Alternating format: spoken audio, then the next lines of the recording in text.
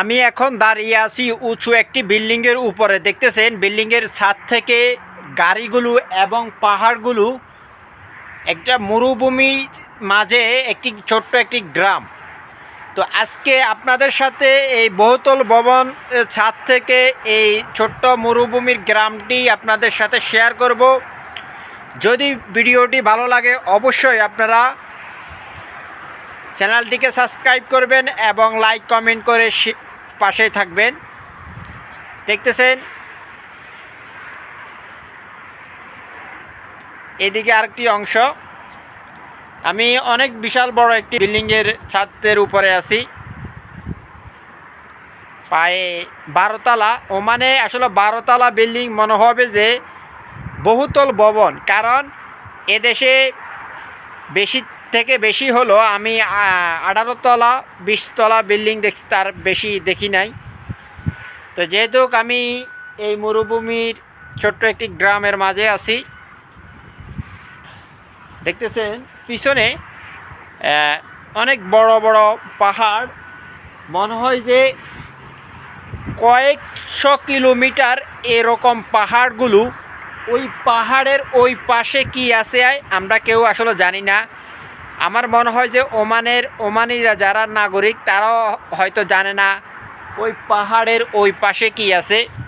তো আমি এই বিল্ডিংয়ের ছাদের উপরে আছি। দেখতেছেন ছাদে অনেক ট্যাঙ্কি, দেখতেছেন ট্যাঙ্কি অভাব নাই, প্রায় 100 ট্যাঙ্কির উপরে হবে এখানে।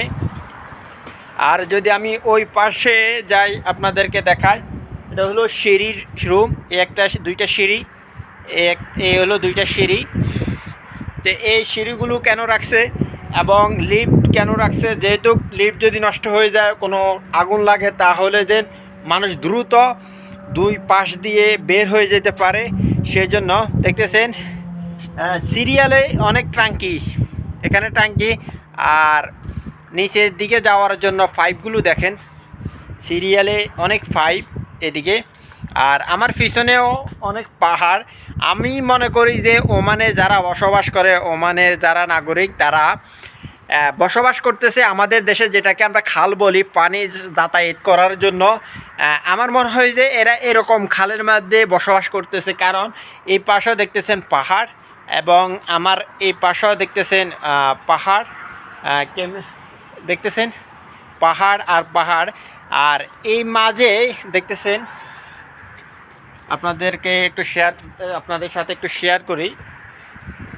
এদিকে দেখতেছেন রাস্তা, আমি একটু আগে যে ভিডিওতে আপনাদেরকে দেখাইতেছি। এদিকে দেখতেছেন একটা রাস্তা, এই রাস্তাটা এদিক দিয়ে গেছে সিধা, হ্যাঁ সিধা গেছে এই দিক দিয়া। তো দুই পাশে যদি পাহাড় হয়, তো আমি মনে করি যে খালের মতো এই জায়গাটা, এইখানে মানুষ বসবাস করে। দেখতেছেন মানুষ বসবাস করতেছে বিল্ডিং বিভিন্ন জায়গায়। আর একটি কথা না বললে নয়, এখানকার নাগরিক এবং যারা আমরা কাজ করি, কেউ কারোর সাথে আসলে ঝগড়া করে না, কারণ প্রতিটা বাড়ির পাশে বাউন্ডারি দেওয়া, কারণ সে তার বাউন্ডারির ভিতরে তার এরিয়াটা, বাউন্ডারির বাইরে হলো সরকারি হুকুমতের জায়গা, হুকুমতের সব কিছু। এবং সবার বাড়ি আশপাশে হলো বাউন্ডারি, এবং এক একজন মানুষ এক এক জায়গার, হ্যাঁ এক একজন মানুষ এক এক খানদানের লোক। আর আমাদের দেশে আসলে যেহেতু ঝগড়া কেন হয় সবচাইতে বেশি, যে একই খানদানের, একই ফ্যামিলির, একই গোষ্ঠীর মানুষ একসাথে একই জায়গায় বসবাস করার কারণে খুঁটিনাটি অনেক বিষয় নিয়ে বা অন্য কারো সাথে ঝগড়ার কারণে সবাই একত্রিত হয়ে আসলে মারপিট করে, যার কারণে আসলে সমস্যা বেশি হয়ে যায়। তো ভালো থাকবেন, আল্লাহ হাফেজ, আসসালামু আলাইকুম রহমতুল্লাহি ওয়া বারাকাতুহু।